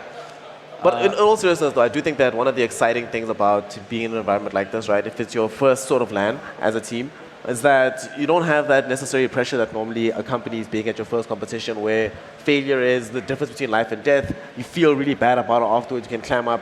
You know for a fact that you're here as an experience. You're here for learning. You're here for building up yourself as a player in general. So this gets you a sort of not necessarily completely risk-free, because you're still putting yourself on the line. You're still putting yourself out there. You're still in the booth trying to play a game, trying to gain victory. But you're also, if you lose, it's not the end of the world. You know exactly what you're here for, and you know that you're looking forward to future lands like this. So it takes a lot of the edge off while still giving you the positive impact and positive aspects of being on LAN, which is nice. It's really great.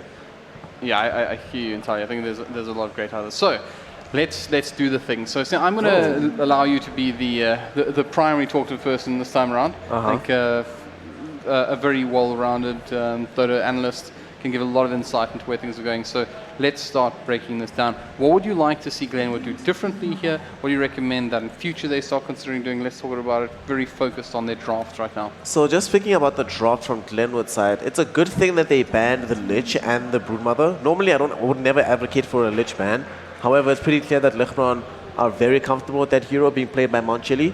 So being able to exploit your enemy's comfort zones and forcing them to play a style of Dota that they don't necessarily want to is always very good to do.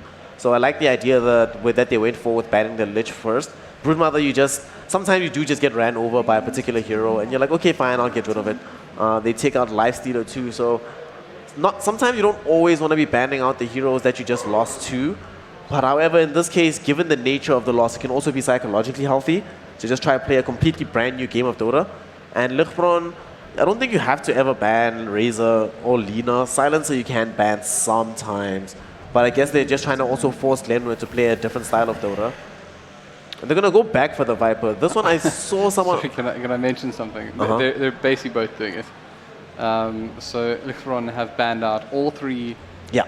And I kind of like that in the sense that you obviously these sides probably don't know each other too well, and obviously there's a meta involved. It's like we pick certain heroes for a very particular reason, but I think there is a fair amount of I would say like degree where you can work around in this environment where you're expecting that there's a limited hero pool played from your opponents. You ban out the three strongest heroes from the last game. I'm not entirely against that. You get rid of it completely, force a different game. I like Lion. Oh, another thing that teams should try and do as much as humanly possible. In your opening 1-2, it's always very helpful to have a stun or some kind of setup to help you begin fights.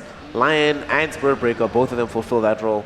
So Spirit Breaker just charges across the map. Lion has stuns and the Hex and a lot of magical burst damage. So that's going to be quite useful for them. I think at this stage, Glenwood need to do this more of the same, right? So you pick a stun yourself, or you just pick something that will help you sustain through the incoming damage from Ligbron. Because sometimes you accept that the enemy's going to run at you, and that's fine, but you have to be able to fight them back in some capacity as well. I also think, sorry, at this kind of level, I think it's also really important that you make sure you have at least 4 heroes that you can play well. Yeah. I was just thinking, normally you would want a slightly larger number of heroes, but particularly in here, and I worry maybe somebody like Manchuni may suffer from this potentially. I get the thing that Lion's going to be his, and it's probably a second choice hero. And the question is, what is his third, and is there a fourth? Because if you are able to start playing against a side that actually may be one of the top teams here, if you can ban out a particular player by nailing the likes of potentially his Lich's line, and then say he has one other, then when he hits that fourth hero, he really starts to struggle and slow down. So having four heroes makes sure that you can't get banned out in the first stage. So maybe this is more for the coaches, but make sure your boys have boys and girls have at least four selections that they can play. As many heroes as humanly possible. The larger your hero pool, the more difficult it is for the enemy to draft against you. But also the more difficult to be good on the each more other. difficult it is to so be good. It is a chess game. Just bear that in mind. It's a very mental thing. But I think 4 would probably be the key number in this kind of environment right now. Is at least 4. At least 4 at the bare minimum. Or if it's going to be a smaller number than that, then you need to be phenomenal on those few heroes. And then you can just be like good at some other heroes. Yeah, I guess the thing is that normally what happens, you have players who are particularly good on certain heroes, and then they get banned out, so they're forced to play heroes that are at a more regular level on. But the reality is that you need at least 4 just playable ones, so that you can feel comfortable on them, so you can survive the first banning phase. I like the fact that they picked Crystal Maiden, because I think one of the things that Glenwood should probably try to do as well is pick heroes that cost more spells. Heroes like Silencer that we saw in the previous game rely very much on casting a particular spell very well at a certain point. And that's the kind of criticism we were giving towards Ligbron earlier when it came to the Lich. However, with Crystal Maiden, you can pick heroes that have more spammable abilities and actually just spam them out. Do as much as you can all the time. Make sure that the enemy is never really playing confidently themselves. Then they banned Jug and the DK. I guess that's fine. Ligbron taking out Jug. We spoke about this earlier on in the previous series about the age-old combo of Crystal Maiden Juggernaut. So they probably have played against it themselves on the side of Ligbron. Now there's a Mars. We saw this earlier as well. It didn't really go well for them. Was ID Unknown who played it, if I'm mistaken? Yeah, ID Unknown played the Mars, yeah. He took a real beating in the offlane. But the reasons why they lost that game didn't necessarily, strictly speaking, have to do with the Mars. It was more about the other draft, in particular the Monkey King that was there. Ooh. And Huskar, I guess. I don't really like this because I really prefer heroes that cost active spells when you're picking Crystal Maiden. And that makes a lot of sense because neither Viper nor Huskar benefit from the CM. Yeah, the CMR doesn't really give you anything. Sorry to Pessy, but can you break that down even further? So basically what ends up happening is that Crystal Maiden has an aura that she gives off, which gives everybody passive additional mana regen. So you get more mana just by her existing, effectively. The more she's alive, the more mana everyone gets. And as a result of having more mana, you can just keep casting your spells. But however, in this situation, excuse me, Huskar doesn't really use mana for his spells. And Viper only really uses the ultimate for a big spell. Otherwise, the first Q of the Viper is what, 20 mana, I believe? Yeah, it's certainly not a situation where you feel that you're a mana-dependent hero. And I think maybe that's the summarization of what you were suggesting, is that you benefit far more from Crystal Maiden being in your toolbox if you have heroes that would like to be able to have a fair amount of access to mana regeneration, being able to cast many spells that actually cost mana, where even though Husker and Viper actually do cast abilities, they don't have high mana cost, which means they don't need to really rely on mana whatsoever. So this kind of hero definitely would probably do almost pick like similar things, like the Razor over the Viper. It gives them an opportunity to cast more spells. I'm not exactly sure. Husker's kind of in his own niche, so not a fantastic replacement example for him, but a TA, for example, just anything that actually has some kind of mana usage. I actually used one of the real soft or other something that Husker hard counters as an example, but it seemed relevant at the time. I'll leave you on that one. We get the analogy. I thought there is one positive with the Viper though. Now you can spam out the Nether Toxin. It's like a 7-second cooldown. So you can do that, but it might not necessarily give you the full lane control you want because they're playing with Gyrocopter safe lane. So that Gyro can still farm. In the previous game, we got to see the two heroes in tandem together, but we didn't really get to see the wombo combo work out because the enemy team obviously they were actually completely against the countered Gyro, it. if I'm mistaken. Were they against Gyro? Yeah, I think Gyro was against. They ran the Faceless Void. Oh yeah, they were against Gyro. And because the Lich and the Mars. Yeah, the Lich and the Mars. Wasn't there a Bristleback that game as well? I believe so. Yeah, that was their mid-bristle who... Yeah, because they had the Gyrocopter, the enemy Gyrocopter built Aghanim Scepter and Maelstrom, and it was completely decimating him. Yeah, forced the Bristleback to buy BKB. We might actually see Bristleback again. This is much better if you're going to be picking Crystal Maiden, having another hero like Warlock, because Warlock, all of his spells are really, really good. They cost a lot as well in the earlier portion of the game. But however, now Shadow Word is just going to get spammed out like it's nothing. Yes, and this, you almost see the clear contrast in what we were saying earlier about the Crystal Maiden in this example, because you'll notice that the Husker and Viper will benefit very little from the Crystal Maiden on the deck, but the Warlock will have a fantastic time. Yeah. I think there are so many heroes. Like another one interesting you mentioned was Bristleback. I like the idea of having a Bristleback as well, since that's another hero that is potentially, there's my Husker replacement, a hero that applies a lot of laning pressure and benefits a great deal from having the mana regeneration. In fact, one of my favorites to go with Crystal Maiden. So when you guys are back watching this at home and you're giving some consideration to a hero that you definitely like, consider using the Bristleback. It's fantastic. They don't even have to be in the same lanes. They just have to exist in the same game, on the same side, and they benefit quite well. Even if it's doing, if it replaces the Husker, the advantage of having Bristleback as well is that you don't kill yourself in order to be able to be effective in the middle of the fights. It's usually the opposite, right? It's usually the opposite, yeah. You just run in. Reduce damage and to increase your damage, whilst in Huskar's case, you reduce your HP to increase your damage, so it's not quite the same thing. I like this last ban of the PA though.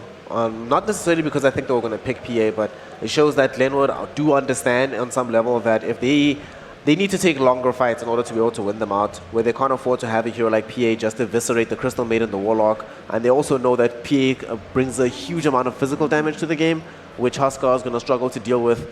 The one really bright aspect actually of their draft is that this Husker deals quite well with the Lion, and before he has a lot of items, Gyrocopter also doesn't do that well against Husker himself. Sorry, I just want to say, I love Invoker. I'm so happy. We're going to love watching that, but I want to point out Leshrac, another fantastic hero that goes with Crystal Maiden. We've almost made this very centric around the CM, but I'm guessing this is one of the heroes you guys like, so something you can work around. You Warlock and Leshrac, fantastic fits, and you can kind of use one or the other of Husker and Viper, I would say, but replace one of the others with something else, and I would say that your best potential one is to probably run something like the Viper and replace the Husker with something like a Bristleback. But there is another thing I want to take out of this draft that's very important, and I'm just going to make a comparison between the two sides here. You'll notice that from roles, and they actually kind of done it quite nicely. They have their mid laner, somebody who's capable of doing a lot of magic damage, Gyrocopter, a little bit of both, but certainly you would consider somebody who's able to deal a punch with physical damage, and they have this nice diversity in how they're generating their damage on the field. Yeah. On the But those heroes also offer a lot of control and a lot of different things to the game that are not making them a little bit of a one-trick pony. Yeah. On the opposite side, what you're seeing is that now you do have the separation of magic and physical damage. However, the heroes that are doing physical damage only deal physical damage. They add nothing more to your toolkit. So when drafting, just bear in mind that your want really is, outside of trying to counter off, if you're treating it just as a as almost a sorry, as I fix my things. If you're treating your draft as a mini game of its own, is a really good way to look at it. Yeah. And I think what you're always looking to do is one, consider how your laning phase will want to go, but then without sacrificing the mid and late game. It needs to be a situation where you think, this is the plan. We're going to have these heroes go into these lanes, perform a particular action, and then moving forward from it, this is how the game starts molding together. Yeah. And right now, it almost suggests to Glenwood that their first step, just focus on having laning phase heroes that do more than one thing, so that you can generate laning phases that you'll have something to work into your mid lane. At the moment, you'll notice that for the more experienced people around, there's a lot more control coming out the side of their opponents. They have a great deal of stun. Invoker is a machine of options available to them. They have things like Gyrocopter, which produce both magical and physical damage. All these things work out really nicely together. Whilst I will say this much in defense is the fact that you have Leshrac as a pure magic damage dealer does mean that having a pure physical damage dealer is more acceptable in your lineup. Look at bottom boundary room. Looks like they might have a fight breakout here. There's a fight breakout on top lane as well. As Maniac and Co, they are going to go on this. They did take the slow from the CM early on, so they could get quite a bit of damage on. Don't connect with either their stuns though from Killer Wabbit, but I do quite like the fact that they will have the hard setup with the CM once more. We spoke about this in the first game, having that hard setup for your unreliable stuns. So they have that available in CM as the game progresses, but early on, the Viper, Lunar Clip's taking a lot of damage. It has to back off, takes a lot of damage from Rocket Barrage, as Childish Sad Bino doing a good job of protecting Ubica, who's actually safe laning this game, as the Invoker in the hands of Syrax. And they've already improved game on game, right? Because in the situation now, they have managed to get 3 boundary runes at the beginning of the game. Definitely a much better start that they're off to. And also their lanes, they don't have to deal with like really ridiculous lanes, like having to deal with Lifestealer, having to deal with Broodmother. Instead, it's just going to be more standard fair setup. It's going to be more about just being able to get your right clicks off. I just want to see, this game around, Maniac Nashi does have a hero that attacks a lot faster than the Tiny. So he's not going to be in this weird situation where you have to buy a sort of subpar item just to feel you can get CS. Provided he's clicking on these creeps and throwing out his burning spears, they should be able to get something out of the top lane. So just watching mid as well, I quite liked. I think Killer Rabbit used his split earth to make sure he got the range creep. A really good thing to do there. Helps you keep up as far as your regeneration, sorry, your experience goes in the lane. So nice usage there of it. But you got to make sure you hit it, because I just noticed you missed that one. Also, only rarely use it on the shooter creep. It's not really worthwhile doing it on the creeps that you can contest with right clicks. Rather use it when you're struggling to find the distance, or in a situation that's where you're going uphill up against Invoke and you want to make sure you get the last hit on that. You'll probably notice that Syrax, especially playing Invoke, will try to deny you out of experience a lot. And if you manage to do that, you find yourself in a lot of trouble up against hero that is dependent on that bottom lane. They will find the first blood. Some will be the Warlock that falls. They have opted for a tri-lane here now. That's interesting. I'm not sure. Yeah, that was a TP rotation coming from the cliffs. He TP'd to try and save the life of the Warlock, but unfortunately he wasn't able to show up in time. And before this, he unfortunately had to walk away from the top lane. Him and Joestar are just going to have to sort this out. Huskar's been alone at top for a little bit, and unfortunately this does mean that he's not able to find any CS. He's only gotten 2 at this point. Needs some help from one of these supports to help him out. I do think that the Warlock is going to be a little bit better in terms of helping a Huskar, because you have the Shadow Word. So, you know, Shadow Word, you throw out some Burning Spears, you technically don't lose any health, but you deal so much damage to the enemy. So maybe they should have done this at the very beginning. But either way, he's going to have some help soon, and that's going to maybe change the nature of this particular laning phase. So, are there any item suggestions once we have that any criticisms you'd like to give? I have one if you don't.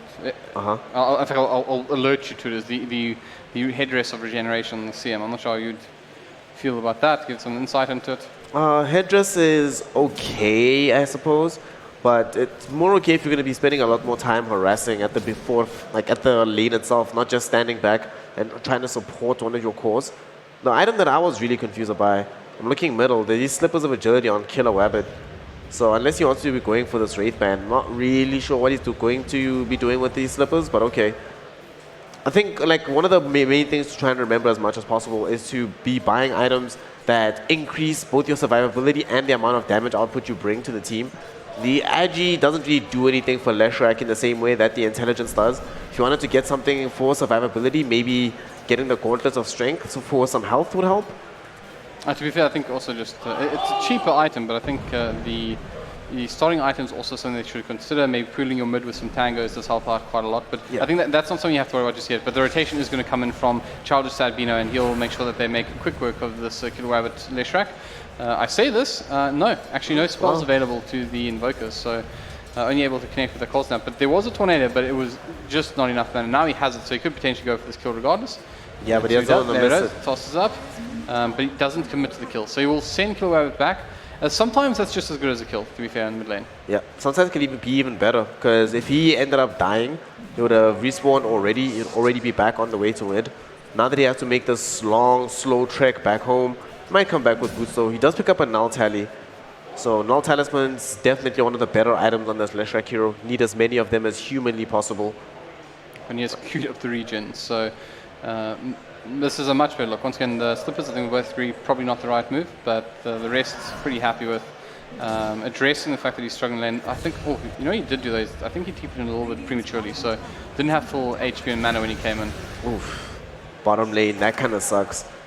When they're playing this Viper, one of the things about this Viper hero is that as much as possible, you want to be dishing out to the Nether Toxin and dealing damage, right-clicking the opponent, making sure that they're always struggling in some sense. So they have been playing a little bit conservatively with this Viper hero. Just hit them. Like sometimes this Viper, you don't have to worry about your own life. Just hit the enemy. Put a point into Corrosive Skin at level 3 and just hit them. If they hit you back, it's fine, but just keep hitting them. Then you can make changes on the map. They're going to have to eventually go home to heal. But then if you don't hit them often enough, they start to get a level advantage on you. And at that point, you can't hit them anymore because then you tickle. It looks like they're opting to also jungle this one out. So between the CM and the Viper, they can actually do a lot of work here, especially abusing the Nether Toxin. You can actually get through camps very quickly, very easily. The one thing you do want to always do though is make sure that you're getting a little bit of extra damage out onto the largest creeps. So you can see open up with the Frost Bite once again, most likely. No, actually this time they're going to just tank it. I'm okay with that actually, but when they come back for the Satyr, for example, they should definitely focus it down first and make sure it dies. You don't have to do all the damage, but you want to get it to about maybe, say, 3/4 HP, so that's probably enough. Yeah, that's more or less enough in general. Depending on the creep, obviously, but you just want to make sure it dies first. Just get it out of the way. I like the fact that they're trying something different though. This is nice. They're really struggling in the lane here, so they've opted to go in, and the response is actually pretty decent as well from the line. So he's just gone up there to get some vision of it, understand what's happening, and he's also going to use this as a rotation towards mid. Now this should be called out. The fact that they're letting this really decent engagement come off is going to be problematic. Stun comes out from the Impale, and this time around, surely they don't have quite enough. Oh, wow. Childish considered it. He realized he doesn't want to throw away his own life. Once again, maybe just lacking that one extra bit of like one extra spell from somewhere. So there was, I think the Hex was actually used, but maybe this is also Killer Rabbit just like telling us what we know, right? Because he's like Slippers of Agility, bonus Agi, a little bit of bonus armor. It's enough to save lives. I think it's more so is that the combination coming out from Strax it is quite a hard kill. He's got no points into Exort at the moment, which is not actually a mistake. If inside he wants to play the hero, but that means he doesn't have the spirit to allow him to just shut down the Leshrac and stop him from moving. What I would probably like to see is the line hang on to his stun a little while longer, because during the cold snap there's little to no reason to actually stun him. Rather just toss out some right clicks, achieves much the same thing, and then once that's done, then engage with the Impale so that you have him sort of. That could be the Invoker's fault as well, but you generally expect Invoker just to unleash everything he has. Do as many spells as possible, as quickly as possible. Because of course, in his mind as well, there's an opportunity for things to reset, to figure out what the next best possible spell is. So definitely, I think the Lion's the one's going to hang on to that stun until about to reach tower range, just whilst the Cold Snappers run off, and then you can re-engage from there. Regenerate will spawn, but unfortunately a little bit of a premature rotation from Syrax. He does have enough mana to get a couple of spells off, so looks like he wants to make this rotation. This kind of rotation is really important. He gets both kills, and he is going to catch up both with the EMP. Connects with the Cold Snap onto Maniac. Should be able to finish off the Huskar. An attempted save coming from Drossar with the upheaval, but it's not going to happen. Find a nice kill. He's going to TP his way back to the middle, I imagine. There he is. And I like the fact that Childish was, in fact, waiting around there. So good rotation from the line. Even though he wasn't involved in the kill, he soaked up a little bit of additional XP in the mid lane. That's an important movement to make. Yeah, I was going to say earlier when they were in the jungle that one of the issues with that move itself was that you need to always make sure that if you're going to move away from a lane, that there is a support. Someone must be there to soak up the available resources in that lane. And we just saw a good example of that now. And now there's still 3 heroes hanging about here in the top side of the map, so they maybe still want to get another kill onto Maniac Nashi. And it should be possible for them to pick up. And if they can find the positioning with this Lion, he doesn't have any tangles to be able to cut through the trees. But if he comes a little bit more forward, yeah, I think he's going to die now. Oh, they could also do, I was going to say they could also pin him to the tree, but I didn't know, unfortunately, didn't quite get the angle he was looking for. But I think, yeah, hypothetically, Lion sits here. Put him to the tree, and Pale comes back that way. Do you like my artworks there? Yeah, it's actually pretty good. It was going there until the football, but that was supposed to be an Impale. It didn't work out so well. You can probably see it if you look really hard. But this is actually interesting. The Viper is at the top of the overall net worth for his team because of these jungle shenanigans that they're running right now. So it is sort of working out for them. The one caveat is that they're giving away farm to Ubik. So this gyrocopter is basically having a completely uninterrupted time. But simultaneously, it is a good idea to just make sure that you also get farm on your own heroes. And there's going to be a fight here over the bottom bunny road. And they've managed to find themselves in between a rock and a hard place. Wow. Although the rock and the hard place are fighting back at this point. Ubik will be able to run down the CM and does manage to do so. Can Luna get the cross? He's tossed out the one that he desperately needs something more. Those rock bottoms is going to help him out, but not enough. They were splitting the damage a little bit, but Ubik managed to find himself a double kill, picks up the bounty rune as well. I would have loved to have seen a rotation come in there. In fact, Leshrac does come in now, but I think he loses this fight as well. And he does. Oh my gosh. So unfortunately, that is a huge amount of experience going. And one can say, if he was there a little bit earlier, could have potentially set up with the Frostblight, and then a different story entirely. So rotations, ladies and gentlemen, very, very important. And that usage of Teeth Throw, especially when you're fighting onto a shrine. I think the other thing as well, the Viper potentially earlier could have, instead of going up this way, moved back towards the shrine. Activated this over here, survive, potentially bringing in TP support. Yeah, and better fight. As much as humanly possible, like the Leshrac eventually made his way down to that fight, but it would have been better if he'd used the teleport scroll.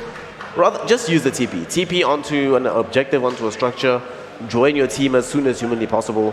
And it would have been a massive coup for them, right? Because Ubik is at the top of the net worth charts right now. I believe at the top of the experience as well.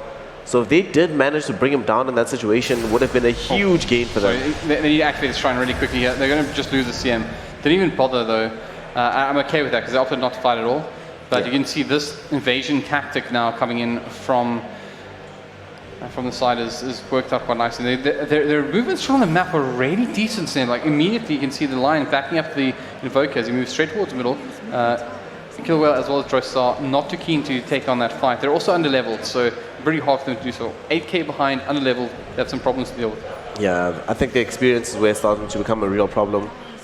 And for trying to deal with this Ligbron or the Invoker middle, Syrax just loses all his mana, but it will end up surviving. There's enough backup from the Huskar and the Viper that Invoker doesn't feel confident in chasing forward. So Ligbron will just be happy to sit back, keep farming. Look at this damage. I was going to say that Invoker actually just beating down many. This is enough. I think it actually is. It gets caught up by creeps, so definitely will be. Interesting kill there. Literally just Tornado into Cold Snap into an Electricity, and that was enough to bring him down. That probably shouldn't work, to be fair. But due to the level advantage, etc., it's easy to run down. Once again, Tornado flies up towards mid lane. Let's see if he uses the same trick. Yeah, this time he goes to the EMP, but no Electricity required. We'll finish the job. Yeah, that one was much easier than the previous one. He just picked up the Spirit Vessel already on Syrax. So one of the things that they need to start doing right now for Glenwood is you need more vision across the map. They have no wards right now, actually, and Drossar's definitely going to die. It's trying to TP away, but that's not going to happen. immediately Yeah. brought down. I think this also, good thing to talk about here is the usage of TPs once more. As we spoke about going to a location, let's also talk about not going to a location. Yeah. When you are definitely going to die, it's far better to simply hold on TP. You have 50 gold less now. Buy a TP. Make me proud. Okay. Oh no, he's not gonna buy Wait, one. how are you thinking about it? Come on, you can do it. You can do it. There we go. That's what we like to see. That's a win. That's a win. So very important to keep TP scrolls in you all the time. Glad you did so. And of course, by the way, they can't hear us. They're in booths. So just for those of you who are wondering, there wasn't too much coaching. But it's very important to have this things up. But obviously now also shows our point quite clearly. You no longer have the TP available to yourself. This could be in a situation where hypothetically you have to TP to support another ally, you want to get back to lane fast, whatever it might be. Now you're doing what we call the walk of shame. Yeah, you have to amble yourself out of the base towards the lane. That always feels bad when it has to happen. But still, it beats the alternative of dying, and their lack of vision might get the Huskar killed right now. Yeah, they go right on top of him once more. And this Invoker is pretty much acting as a bounty hunter. He tries to get some damage off. They're actually doing a lot of work here, but once again, perhaps my point proven to some degree. If you look at this positioning here, pretty impossible for the Warlock to have made it all the way there. If he had a TP scroll, could have actually TP'd the shrine, activated the shrine, healed the Huskar, and then believe it or not, that Invoker dies there, just by virtue of burning spears. Level 3 already. The burning spears, if they just kept continuing, even though there's a massive level differential between the two heroes, literally double. Sirix is being an absolute menace, and this time Ubix also helping out. Should find 2 kills here. Kill Wabbit, no way out, and they're going to use that Finger of Death. You can get the Finger of Death kill, so there's that. I mean, that's so ironic. You're like, guys, I'm going to use this 180-second cooldown. You won't even let me get the kill. Come on, guys. Come on, relax. Yeah. So with that kill that they could pick up in that situation, they've already gotten the tier 2 at top. Tier 2 at middle seems like it's the next thing that they really want to try and claim. And this is where the game starts to get most difficult if you're playing for Glenwood. How do you defend this high ground? You don't necessarily have heroes that make this very easy for you. You also do not have any items that make this easy for you. In fact, right now, your positioning on the map might just lead you into being fought into. And somebody on the team is making a good call and saying, guys, come back up the hill. This is definitely the safest place for them to be. The best chance that they have for not losing this game is not losing racks. And how you do that is mounting disciplined defenses. You don't have to chase the enemy. If the enemy is leaving your base and no longer pushing, then you've already won that fight. You don't have to actually kill them to seal the deal. That's very fair. And I do like the fact that they've acknowledged that this side of the map is likely where their opponents are lying. So they've opted to move all the way down to the bottom here. Yep. And you know, this is definitely the right move. Like, cut the map in half. That's your side. This is ours. And then we'll move accordingly to avoid you. And that's part of it. But unfortunately, Surax is there. You should find another kill. But if they activate the shrine, they actually possibly get this. Unfortunately, not finishing the job. No detection. We spoke about this as well, about how detection was important. And you can see Surax is literally biding his time, waiting for that cold snap to come off cooldown. And I can guarantee you, a moment does, he's going to turn around and fight here. He's actually, I like this one with trigger control. Wants to see if there's anything hiding around. Surax doing a very good job. Will find himself another kill into Maniac. So what else happens? I did want to ask you a little bit more about the comment you made about high ground defense. I think it's probably an important thing that we touch on, give a little bit of insight into it. Yeah. One of the things about whenever you're defending high ground, so for example, right now Drostar's doing the more or less right thing. He sees a creep wave coming forward. He immediately, when these two heroes are nearby, uses the fatal bonds, make sure that they take damage in order to try and mount this push. Never make the enemy taking down your structures free for them. Always make them bleed in some capacity to stop them. And it also is very important that if Leshrac can't afford to die again, because Leshrac is a very important part of them keeping the D push, but Leshrac might just die again here in the mid lane. Once again, this has been a very hungry Invoker. Surax will probably kill Killer Rabbit again. Oh. Actually, does he get the cross kill? Yes, he does. But Childish Sabino finishes off the job as well with the Finger of Death. So that is a good time to use it, I think. But nice to see a kill going the other way. So on the board is Glenwood. Yeah. And get 1,000 gold for that. Wow, that's actually very, very useful. We'll allow him to finish off the Yules. I like the build. Not terrible, but long way to go. I think one of the big things about that kill as well is that it puts them in a position where not only have they eliminated one of the bigger targets, top, they're actually going to fight more. Oh, this is actually looking pretty decent. ID unknown should be brought down. There's a lot of burning spears, almost certainly will fall. A lot of damage going to Mount Chili as well, so they're going to have to back off. Gyrocopter is far away from this. He's farming an interesting position, what we call the triangle farm, but this area, of course, very well known for being a nice spot for gyrocopters to farm and make some money. So, two things I want to talk about, though. This Tome of Knowledge. This is not necessary. Hogging this stuff, Oh yeah, there's no reason for this to be on the gyrocopter. It'll get him to level 18, I suppose, but you don't need the level 3 cooldown on this hero. I think that would be far more valuable on one of the sports. I mean, you have a level 8 line, so he's definitely one of the big ones. Also the Mars, I think, potentially could also be, because that gives us level 10, which is a talent which is far more significant. The other thing I wanted to do is wanted to just draw reference, how hard it is sometimes to come to high ground. You mentioned before, make people work for it. You obviously don't want to endanger your life. Don't overstay your welcome, but just by just poking at your opponent, seeing what you can get out of them, you can see that even with the commanding lead that they have at the moment, they were unable to breach the high ground. So nice work there. Yeah, you got to make it harder and harder and harder. As your Leshrac stays alive, it's going to be one of your primary engines to make sure that that's the case. Spam your spells. Also, don't be afraid to go back to the fountain to get more mana to come back for the defense if you don't feel like you're healthy enough to be able to mount it yourself. Always, always, always defend the high ground, because that's where you lose the game. You almost never lose the game off the back of kills or gold graph leads. As soon as you're losing on your high ground, that's when the game starts to look basically impossible. But you can be 2 lanes of racks down, but if you can't lose high ground fights, you're probably well poised to win the game overall. So another thing here as well, the Crystal Maiden obviously going towards Mechanism. I think also probably pointing, this is a utility item, not a hard sport item. It just simply takes you too long for your sports to build that up. Surax, once again, always alone, always picking these fights here. Won't get punished for it just yet. But back to my point, this is an item that really belongs on something more like your Mars type character. I would say Mars, the great one, but Tide Hunters, those kind of heroes that don't really require much items to activate their core abilities. This is something that they can use. Crystal Maiden, a particularly bad sport hero to get Mechanism on. The idea isn't bad. However, the problem with your Crystal Maiden is that, one, she fights from the outside areas of the... she wants to kind of prod. She never wants to be in the center of a fight, which means she can never really be in a position naturally to support one of your cores. Additionally, it does not allow her to perform any of the things she wants to do. She wants to be able to blink ahead aggressively, catch somebody out, potentially blink into the back of a fight, glimmercate an ally. She's all about mobility. So an item that actually requires you to walk in is really not the right move. And additionally, speaking of that, it's a mobility hero. So although it doesn't naturally have any mobility items, Windlace isn't enough to get you around the map fast enough. You're going to have to fill that into full tranquil and then try to work towards things like Glimmercapes, Force Staff. Just think about yourself as somebody who's trying to disrupt the natural flow of a Dota game when it comes to movement.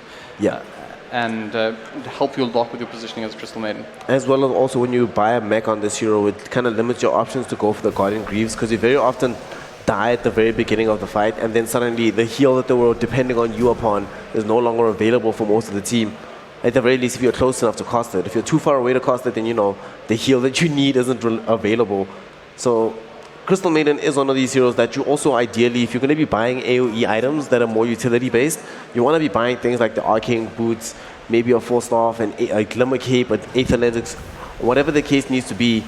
Buying things that don't necessarily require her to stay alive to be effective in the middle of the fight. I also want to point out that your Viper is a fantastic Mechanism carrier as well. So if you want that item, which is a very good item, and you should buy it, this is probably the guy that should go for it. You notice he's going for Agnum Scepter at the moment. Unlikely that he's going to get there, but I think Mechanism will just do so much more. The additional defense with the Buckler, you go for that first, and then you build up towards a Mechanism in a way more... a hero that wants to be in the fights.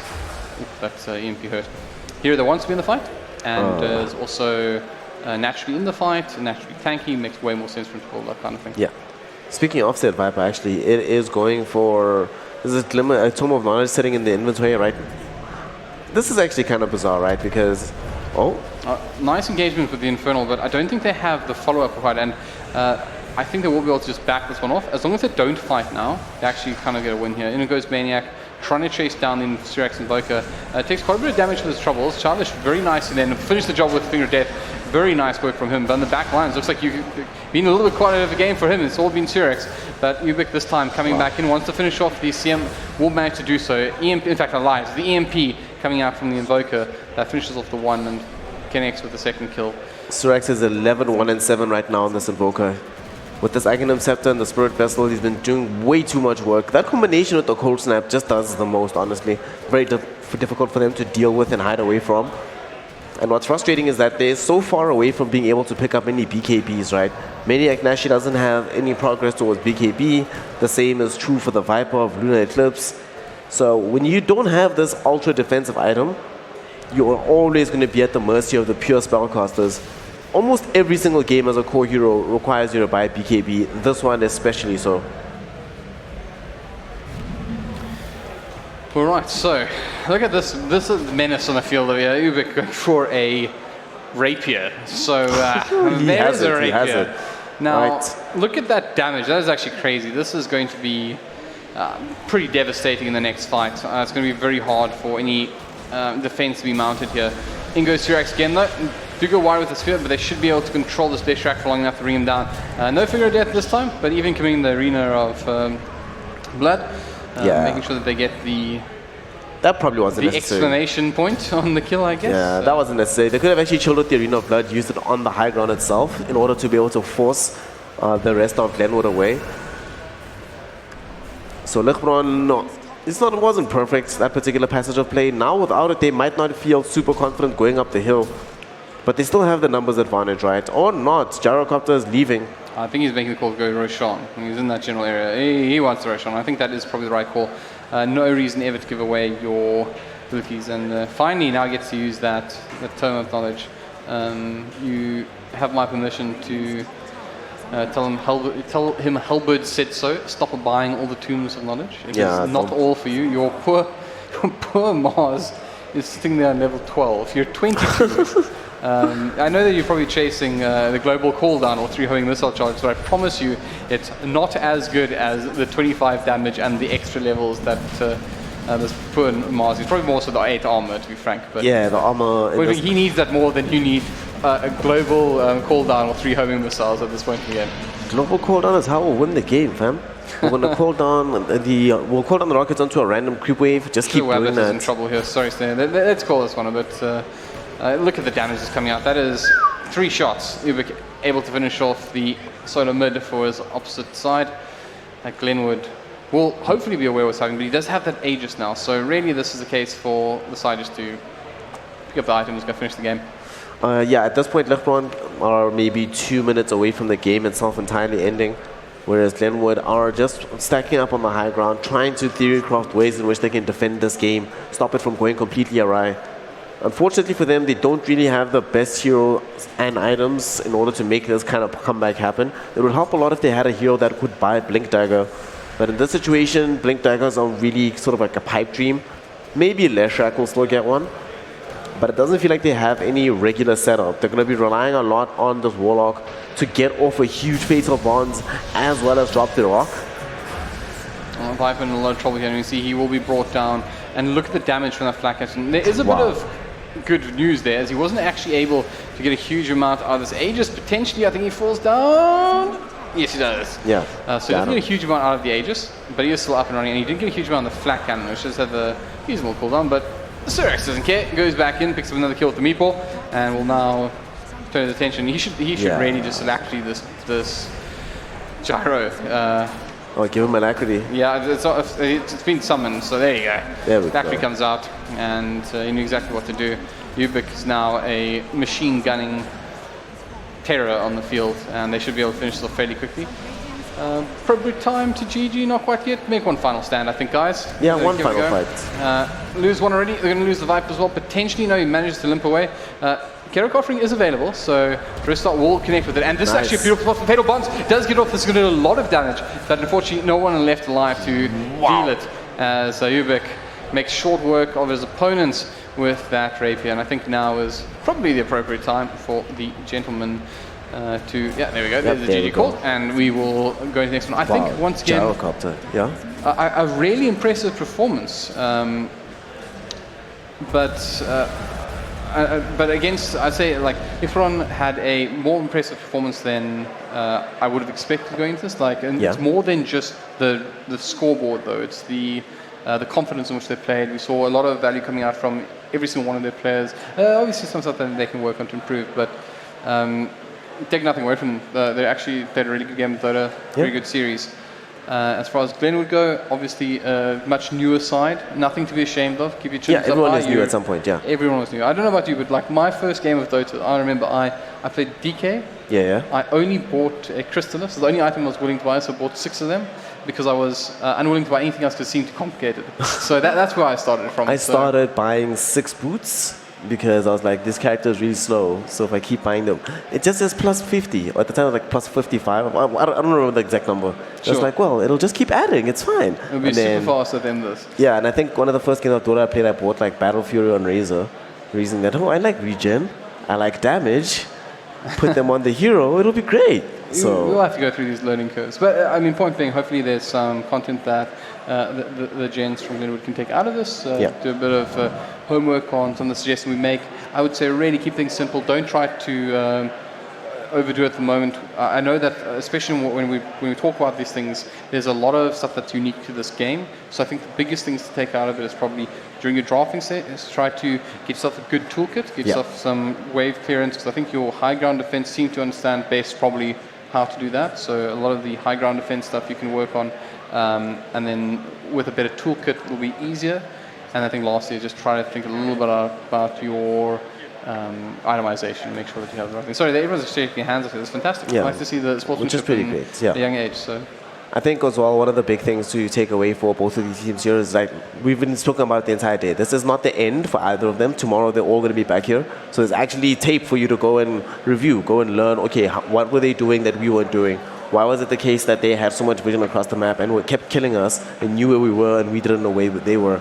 What do we do about these sentries and removing their vision? How come every now and then Invoker kept escaping on like a sliver of HP, even though we had him dead to rights, but he goes invis, we can't really keep track of him, etc. So there's little things like that. There's small things that you have to keep bringing into mind, but that just comes with time, experience, re-looking at the replay. I think that's one underrated aspect of Dota. Is in order to get better, you actually have to watch your own games. Watch yourself, try and understand what you did wrong, or what you did well. You know, there's no point in relearning something that you're already doing in the correct fashion. So there's a lot to think about. And we already saw signs of life from them getting better between the first game and the second game. It might not have been in a grandiose sense, but they got more bounce runes in game 2 than they did in game 1. Even though arguably game 2 was a harder game for them, given the kind of draft that they were playing against. But they really did their best to do more. The mid lane, I think, went a lot better for them this time around than it did in the first game. They didn't get kills on Killer Wabbit for a while, up until the Invoker showed up with the having the full Earner Shadows as well as having high levels in Cold Snap. And at that point, you know, the game's different, but there were a lot of signs of life, a lot that they need to not beat themselves up about. Change, obviously, probably don't pick Viper again, doesn't seem to be working for them as a comfort pick. But there's things that they actually have to build upon and not just simply change up completely. So I'm actually excited to see what they're going to do tomorrow. I'd say, yeah, my 2 things I really like to see, I mean, I almost implore you to do by tomorrow, is I hope you watch this, but the 2 things I really want to see. First one is use the guides that are available in Dota 2. At this stage, it will help you a great deal. Use the guides. I think that once again, there's a Dota LP one, which is a little bit more, I wouldn't say complicated, but it's a more advanced guide. So I would recommend that if you're comfortable with the item selections that they're showing, go ahead and use that one. It is technically the better one, but the simpler one is the one under, I know he has a subtitle to it, but it's Tortellini, Tortedeline or something like that. And they have some guides that are more simplified. It's very useful for newer players. I think something that will really help you get an idea of what you want to build on a particular hero, and then just once again focus on that toolkit. Try to separate what your hero is. Do a little bit physical. If you have one physical damage dealing hero, get yourself one magic damage dealing hero. Don't have like 2 heroes though that do the same thing. If you have one hero that does some magic damage and some physical damage, have another one that does something similar because it reinforces it. So basically just look at expanding your toolkit. If you have something like Viper and Lightning Revenant in your lineup that do the same thing, and that's not really what you need to go ahead. Anyways, I think you're probably better than me. Anything that I think I've said wrong, anything that you reckon that I've left out, any last words of wisdom from you? Have fun. Because that's also something that keeps getting forgotten. You know, sometimes losing can't be fun, but you need to be able to learn how to have fun even while you're losing. Because yeah, if you only have fun while you're winning, then Dota's probably not the game for you. I like it. And I can't finish off better than that, so I will call it quits right here. Thank you, ladies and gentlemen. We'll be back a little bit later. I believe CSGO once again will return to the main stage. Yeah. We'll still be casting though, and we'll still bring some more Dota action a little bit later on today. Until then though, we'll be taking a break. We'll see you soon.